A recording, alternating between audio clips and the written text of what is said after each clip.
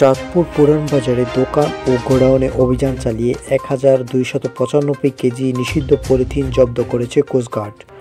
মঙ্গলবার ২১ জানুয়ারি রাতে কোস্টগার্ড সদর দপ্তরের মিডিয়া কর্মকর্তা লেফটেন্যান্ট কমান্ডার মোহাম্মদ সিয়াম উল হক এই তথ্য জানান।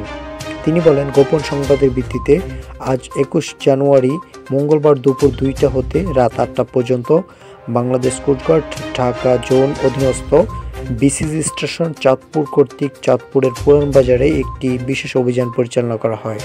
অভিযান চলাকালীন দুটি দোকানে এবং দুটি গোডাউন তল্লাশি করে ১,২৯৫ কেজি ব্যবহার নিষিদ্ধ পলিথিন জব্দ করা হয়।